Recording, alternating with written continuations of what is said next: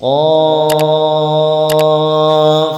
والقرآن المجيد بل عجبوا أن جاءهم منذر منهم فقال الكافرون هذا شيء عجيب أإذا متنا وكنا ترابا ذلك رجع بعيد قد علمنا ما تنقص الأرض منهم وعندنا كتاب حفيظ بل كذبوا بالحق لما جاءهم فهم في أمر مريج أفلم ينظروا إلى السماء فوقهم كيف بنيناها وزيناها وما لها من فروج والأرض مددناها وألقينا فيها رواسي وأنبتنا فيها من كل زوج بهيج تبصرة وذكرى لكل عبد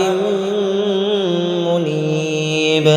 ونزلنا من السماء ماء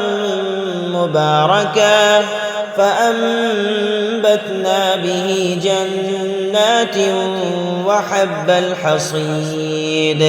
والنخل باسقات لها طلع نضيد رزقا للعباد وأحيينا به بلدة ميتا كذلك الخروج كذبت قبلهم قوم نوح وأصحاب الرس وثمود وعاد وفرعون وإخوان لوط وأصحاب الأيكة وقوم تبع كل كذب الرسل فحق وعيد أفعينا بالخلق الأول بل هم في لبس من خلق جديد ولقد خلقنا الإنسان ونعلم ما توسوس به نفسه ونحن أقرب إليه من حبل الوريد إذ يتلقى المتلقيان عن اليمين وعن الشمال قعيد ما يلفظ من قول إلا لديه رقيب عتيد وجاءت سكرة الموت بالحق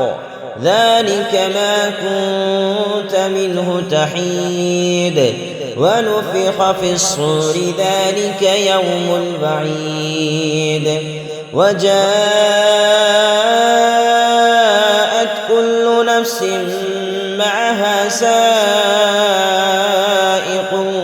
وشهيد لقد كنت في غفلة من هذا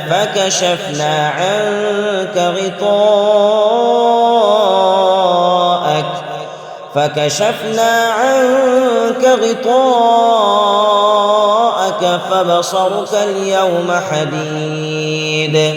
وقال قرينه هذا ما لدي عتيد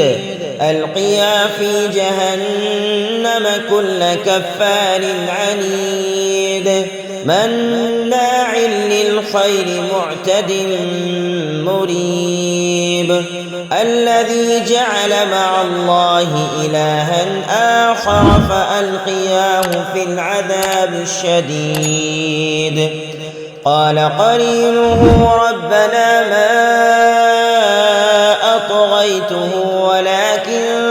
كان في ضلال بعيد قال لا تختصموا لدي وقد قدمت إليكم بالوعيد ما يبدل القول لدي وما أنا بظلام للعبيد يوم نقول لجهنم هل امتلأت وتقول هل من مزيد وأزلفت الجنة للمتقين غير بعيد هذا ما توعدون لكل أواب حفيظ من خشي الرحمن بالغيب وجاء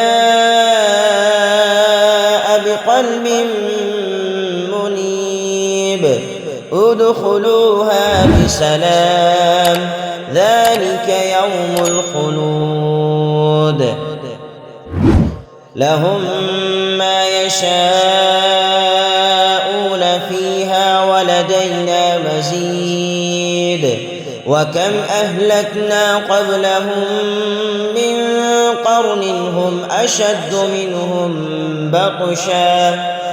هم أشد منهم بطشا فنقبوا في البلاد هل من محيص إن في ذلك لذكرى لمن كان له قلب أو ألقى السمع وهو شهيد ولقد خلقنا السماوات والأرض وما بينهما في 6 أيام وما مسنا من لغوب فاصبر على ما يقولون وسبح بحمد ربك قبل طلوع الشمس وقبل الغروب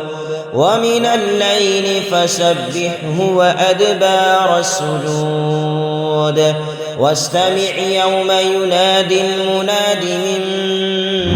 مكان قريب يوم يسمعون الصيحة بالحق ذلك يوم الخروج